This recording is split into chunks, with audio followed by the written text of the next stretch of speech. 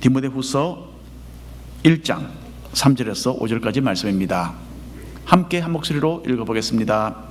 내가 밤낮 간구하는 가운데 쉬지 않고 너를 생각하여 청결한 양심으로 조상적부터 섬겨오는 하나님께 감사하고 내 눈물을 생각하여 너 보기를 원함은 내 기쁨이 가득하게 하려 함이니 이는 내 속에 거짓이 없는 믿음이 있음을 생각함이라. 이 믿음은 먼저 내 외조모 로이스와 내 어머니 유니게 속에 있더니 내 속에도 있는 줄을 확신하노라. 아멘.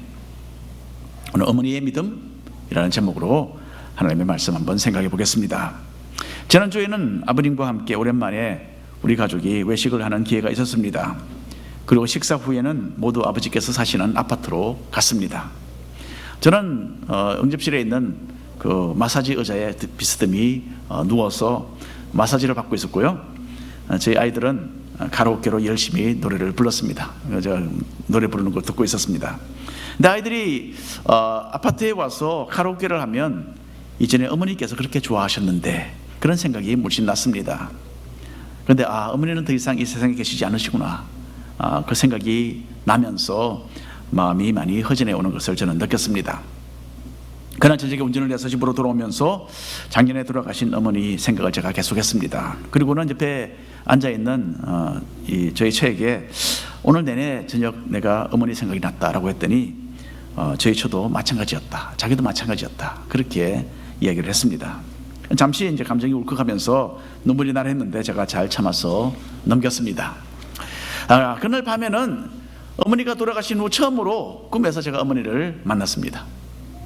30대 초반에 아주 젊고 예쁜 모습을 하셨고요, 한국에서 한복을 입고 계시는 그런 이 모습이었어요. 주변에는 어린아이들이 많이 뛰어다니고 있었는데 한국에서 옛날 어머니께서 고아원 보모로 일하셨을 때를 연상케 했습니다. 그런데 참 뜻밖에도 꿈속에서 거기에 3년 전에 돌아가신 빌리 그레엄 목사님이 나타나신 거예요. 꿈속에서 목사님은 한국 그 어린아이들에게 세례 예식을 거행하려고 근처에 있는 강물로 들어가시는 겁니다. 그리고 젊은 모습의 저희 어머니는 아이들을 이끌고 빌리 그레엄 목사님을 따라서 물에 따라 들어가는 거예요. 빌리 그레엄 목사님은 자신의 허리 정도까지 오는 강물까지 들어가셨어요. 근데 그 지점은 저희 어머니가 바로 따라가셨는데 저희 어머니는 키가 작아서 허리가 아니라 거의 그냥 목에까지 이렇게 물이 차 있는 거예요. 그리고 아이들이 하나씩 와서 그레엄 목사님에게 세례를 받았습니다. 빌리 그레엄 목사님은 아이들을 우리가 하듯이 몸을 뒤로 이렇게 탁 젖혀서 물속에 푹 잠기도록 해서 이렇게 세례를 주셨는데, 목사님과 나란히 서신 저희 어머니는 꿈속에서 물속에서 아이들의 몸을 일으켜주고 받쳐주는 그 보조 역할을 했습니다. 어머니는 키가 작으셨기 때문에 아이들이 물속에 들어갈 때는 어머니 자신도 머리까지 폭 이렇게 물속으로 잠겨서 빠지시는 거예요. 그리고는 물에 들어갔다가 활짝 웃는 얼굴로서 수면 위로 얼굴을 드러내시면서 아이들을 물 위로 이렇게 밀어서 올리시는 거예요. 자, 어머님의 얼굴에는 참 잔잔한 광채가 나고 있었고요, 그 모습이 그렇게 기쁘고 만족스러워 보였습니다. 어머니 스스로가 그렇게 기뻐하시는 그런 모습이었어요. 잠에서 깨어보니까 새벽 4시경이었어요. 보통 그러면 아이고 빨리 자야지, 그래 새벽 예배 가야 되니까, 그러고 그냥 자는데 그럴 수가 없는 거예요. 꿈속에서 어머니를 만난 것이 너무나 기뻐서 그 꿈 내용을 제가 처음부터 다시 생각을 했어요. 특별히 어머님의 그 젊고 예쁘고 또 잔잔한 그 얼굴을, 그 모습을 내가 잊어버리지 않고 꼭 기억 속에 간직해 두고 싶었습니다. 그래서 생각을 해서 제가 머릿속에 넣어두었어요. 자, 어머니는 19살 신혼 시절에 처음으로 시골에서 예수님을 믿으셨습니다. 그때는 가족이 아무도 믿지 않고 어머님 혼자 믿었어요. 어머님은 18살에 결혼을 하시고 19살에 예수님을 믿으시고 그 해에 저희 큰형님 첫째를 낳으셨습니다.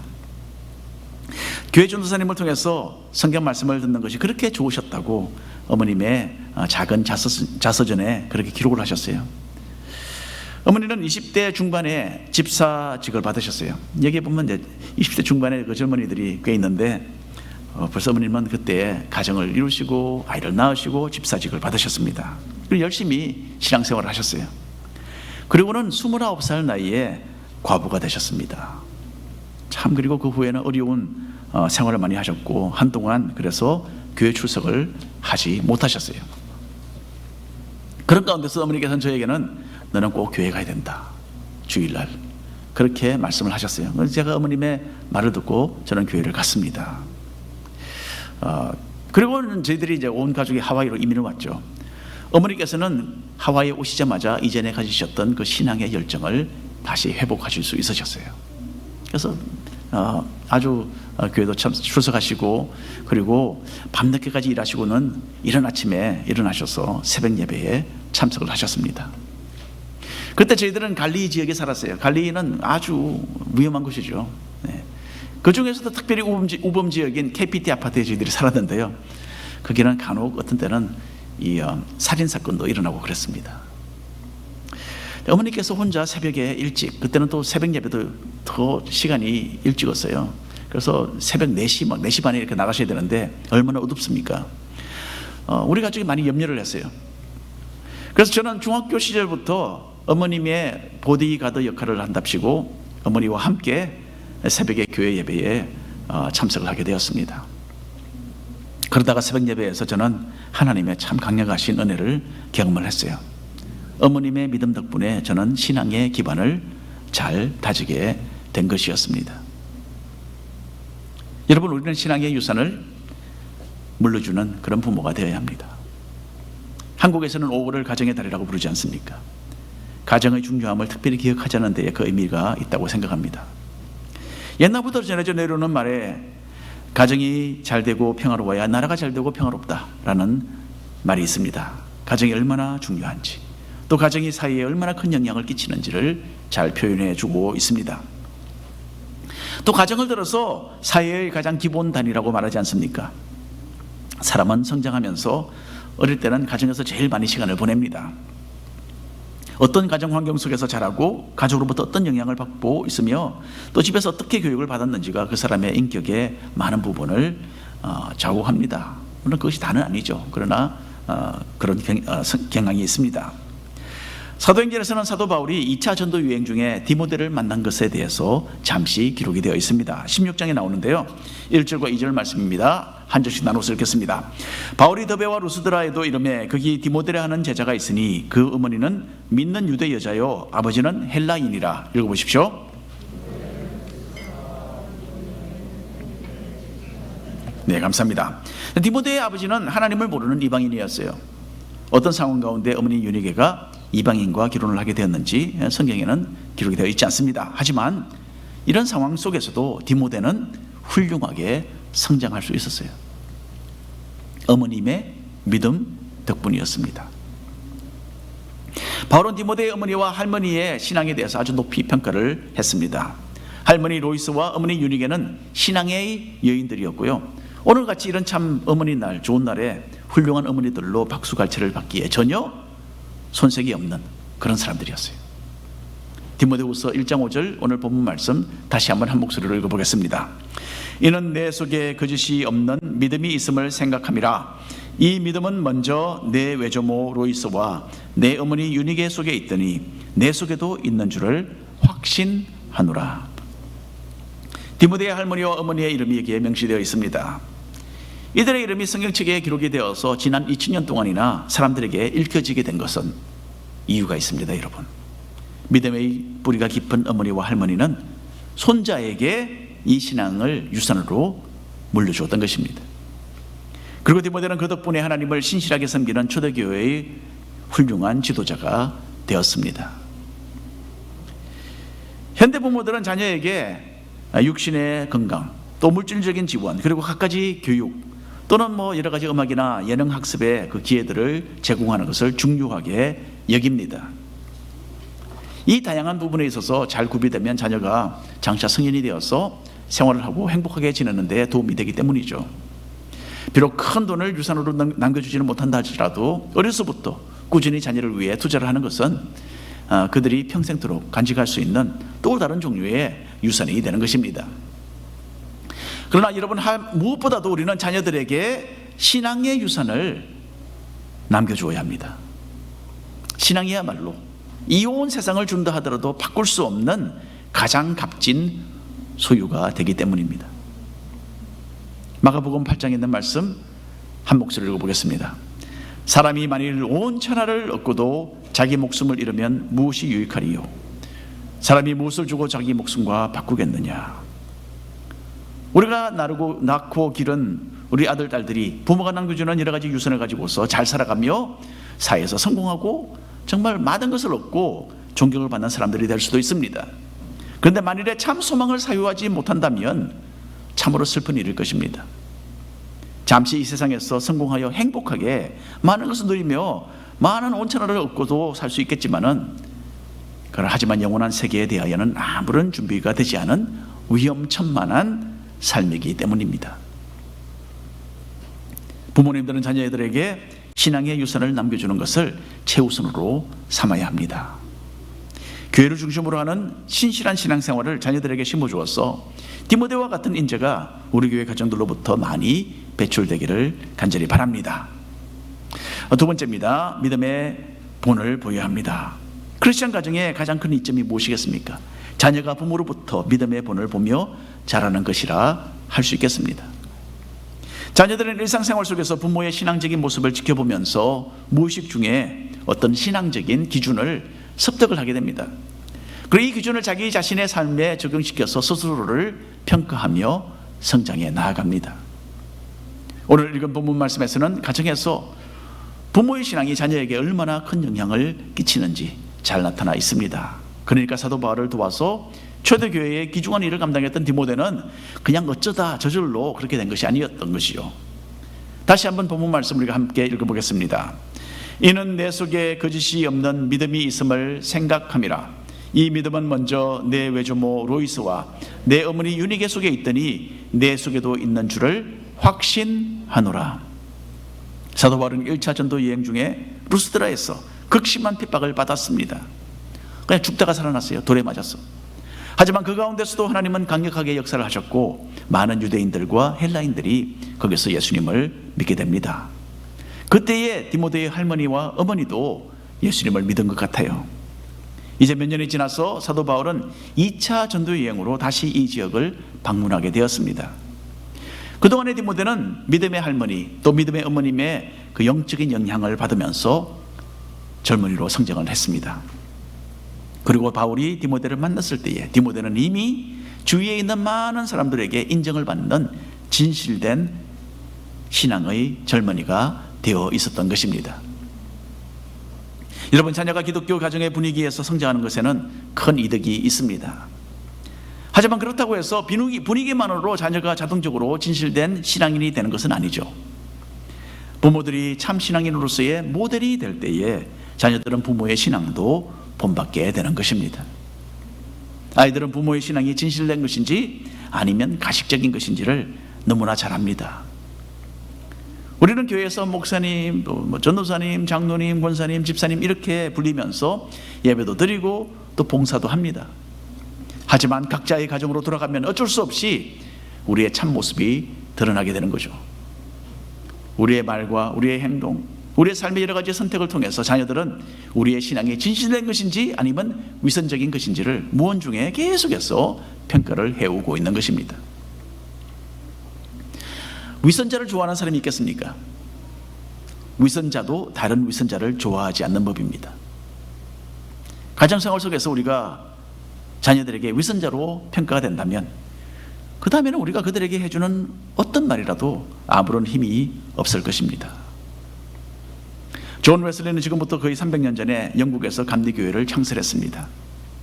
그리고 동생 찰스 웨슬리는 찬송가를 6,000곡이나 작곡을 한 훌륭한 목회자였습니다. 여러분, 어떻게 한 가정에서 이렇게 엄청난 지도자들이 나타나게 되었을까요? 진실된 믿음의 본을 보여준 어머니가 있었기 때문입니다. 그 어머니의 이름은 수잔나 웨슬리였어요. 수잔나는 매일 빠짐없이 자기가 낳은 17명의 아들, 딸들을 위해서 매일 1시간씩 열심히 기도를 했다고 합니다. 그리고 매주 한 아이당 1시간씩 할애해서 지정해서 개인적으로 1대1로 만나고 대화를 나눴다고 해요. 그러면 이 수잔나 웨슬리의 그 하루의 일정을 한번 생각해 보십시다. 하루에 1시간은 모든 자녀를 위해서 기도를 합니다. 그리고 또 한 2-3시간은 따로 시간을 내어서 자녀들과 이제는 1대1로 하루하루씩 다 만납니다. 엄청난 시간 투자죠. 위대한 남자 뒤에는 위대한 여인이 있다라는 명언은 바로 수잔나 웨슬리에게 정말 어울리는 말일 것입니다. 자녀들을 위해서라도 우리 부모님들은 진실된 신앙을 바로 세워나가기 시작해야 합니다. 말과 행동이 일치하고 신앙의 삶이 그래도 좀 비슷한 방향으로 가는 것을 자녀들이 볼 수 있어야만 자녀들은 우리 부모들을 존경하며 우리의 신앙을 본받게 될 것입니다.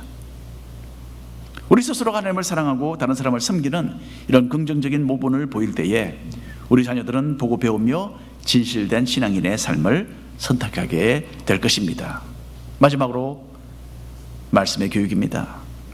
우리는 자녀들이 하나님의 복을 받는 사람들로 성장하기를 다 원합니다. 자녀들이 진정으로 영적인 복을 누리기 위해서는 그들을 하나님 중심으로 길러야 합니다. 자녀들이 하나님을 가까이 하도록 하는 것을 자녀 교육의 최고로 목표로 삼으시기를 부탁드립니다. 사도 바울은 나중에 젊은 지도자로서 활약하고 있는 디모데에게 편지를 보냅니다. 그 편지에서 이렇게 이야기합니다. 디모데후서 3장 14절 15절에 있는 말씀인데 나눠서 읽겠습니다. 그러나 너는 배우고 확신한 일에 거하라. 너는 내가 누구에게서 배운 것을 알며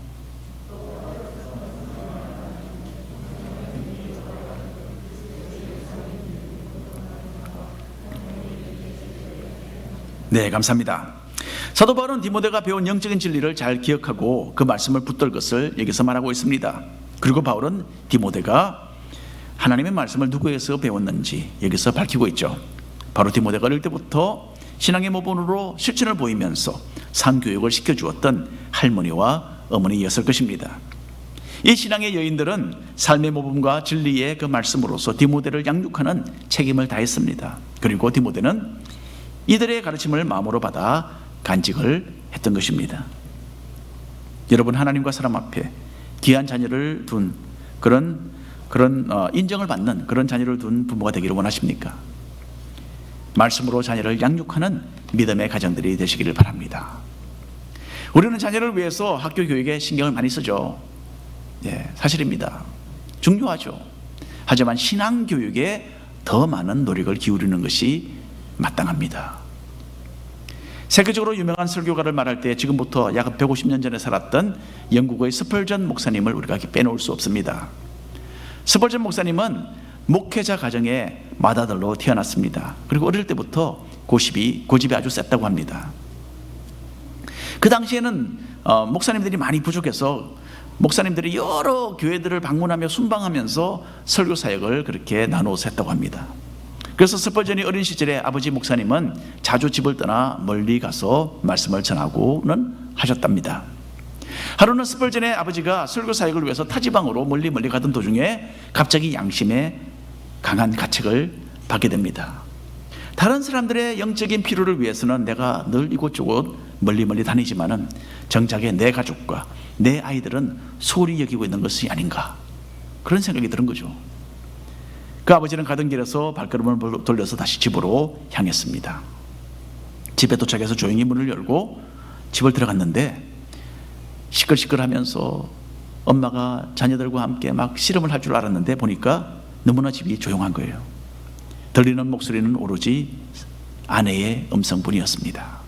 아내는 어린 자녀들을 모아놓고 그들을 위해서, 구원을 위해서 기도를 했고, 특별히 문제가 좀 되었던 큰아들 스펄전의 신앙을 위해서 간절하게 그렇게 기도를 하고 있었다고 합니다. 아내가 자녀들을 위해서 훌륭하게 교육하고 이끌어가고 있는 모습을 보고서 아버지는 안심하고 다시 조용히 집을 나와서 사역의 장소로 발을 옮기고 갔다라고 합니다. 어느 교회를 가더라도 어린아이들을 가르치는 주일학교 교사들의 절대 다수는 여자분들이죠. 가정에서도 자녀들과 대화를 나누고 양육하면서 신앙적으로 이끌어가는 데에 큰 부분을 차지하는 사람은 역시 어머니입니다. 디모데의 할머니와 또 어머니가 했던 것처럼 우리의 아들, 딸들이 올바른 신앙의 길을 잘 선택해 갈 수 있도록 최선을 다하시는 어머니 그리고 할머니들이 되시기를 바랍니다. 자, 자녀들을 신앙적으로 교육하는 데 있어서 아버지 또는 할아버지들은 뒷짐을 지고 있어도 된다라는 말은 결코 아닙니다. 성경은 아버지의 역할을 또 할아버지의 역할을 참으로 중요하게 다루고 있어요. 신명기에 있는 말씀 우리가 한 목소리로 읽어보겠습니다. 6장 6절 7절 말씀입니다.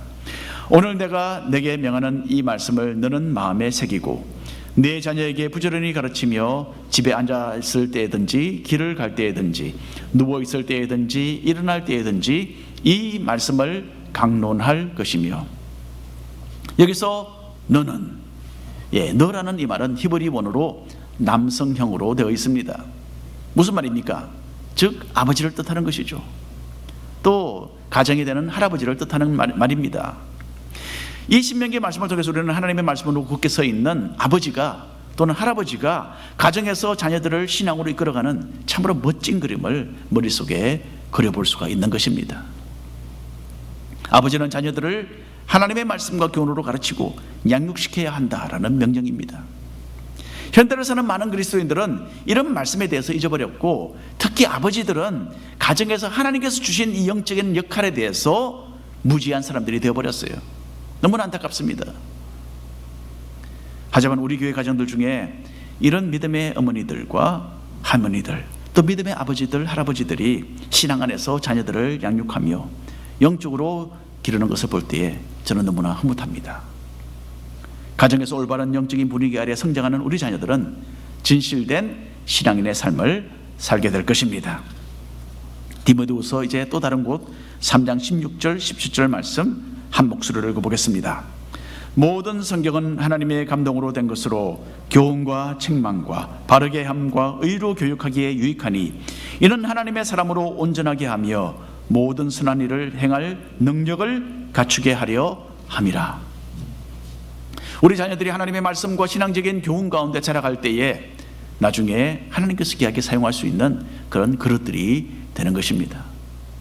찰스 스펄전 목사님은 어릴 때에 할머니 집에서 잠시 지냈다고 합니다. 할머니는 어린 스펄전에게 이렇게 교육을 시켰대요. 네가 찬송과 가사를 읽고 완전하게 외워라. 그러면 하나를 외우면, 찬송가 하나를 완전하게 완벽하게 외울 수 있으면 내가 돈을 주겠다. 제가 그 돈을 환산해 보니까 요즘 돈으로 한 1불 정도 되더라고요. 찬송가를 하나 완전히 외우면 1불을 주었어요. 그래서 스펄전이 너무 많이 외우니까 나중에는 감당이 안 되는 겁니다. 그래서 좀 깎자. 내가 50센트 주겠다. 그래서 하나를 완전히 외우면 50센트를 줬답니다. 더 많이 외우니까 이제는 감당이 안 돼서 한 번 더 깎자. 그래서 25센트를 줬대요. 그렇게 해서 스펄전이 용돈을 할머니로부터 받았다고 합니다. 여러분, 할머니라고 나는 뭘 할 수 있을까? 이거 한번 해보십시오. 아주 훌륭하죠? 자, 할머니 집에는 또 쥐가 많았다고 합니다. 할머니는 스펄전에게 너는 빠르고 또 어리니까 쥐를 좀 잡아라. 1,000, 그러니까 12마리를 잡으면 내가 또 돈을 주겠다. 상금으로 요즘 돈으로 5불을 줬답니다. 스펄전이 좀 계산을 해보니까 이거 쥐를 잡는 것이 찬송가 가사 외우는 것보다 더 수지가 맞겠다라는 그런 계산을 하게 된 겁니다. 그래서 나중에는 이 찬송을 안 외우고 막 쥐를 잡는데 그렇게 노력을 많이 기울였다고 해요. 그래도 그때까지 이미 외워두었던 찬송가 가사, 이 찬송가 가사들은 스펄전 목사님의 삶을 변화시켰습니다. 그리고 설교 가운데도 수없이 많이 이런 찬송가 가사들이 소개되어서 듣는 사람들에게 은혜를 끼쳤다고 합니다. 평범한 생활 속에서 할머니가 발휘했던 이 작은 영적인 지도력이 찰스 스펄전이라는 위대한 하나님의 사람을 낳게 했습니다. 말씀과 신앙이 기초가 된 이런 가정교육을 통하여서 스펄전 목사님의 사역은 어릴 때부터 이렇게 준비되어 가고 있었던 것입니다. 우리 또한 우리에게 맡겨진 자녀들이 영적으로 양육되어 가도록 우리 할머니, 어머니, 할아버지, 아버지들 열심히 노력을 기울여야 할 것입니다. 오늘 결론의 말씀을 드립니다. 이 세상 무엇과도 비교할 수 없는 이 신앙의 유산을 우리 자녀들에게 물려주는 것을 삶의 목표로 설정하시기를 바랍니다.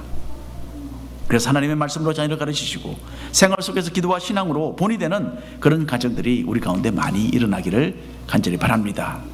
그리고 우리 교회에 허락하신 우리 다음 세대들이 신앙으로 잘 양육되어서 나중에 사회의 훌륭한 지도자들이 될 뿐 아니라 그리고 나아가서는 하나님의 나라에 크게 기여하는 그런 사람들이 되기를 우리는 간절히 바랍니다.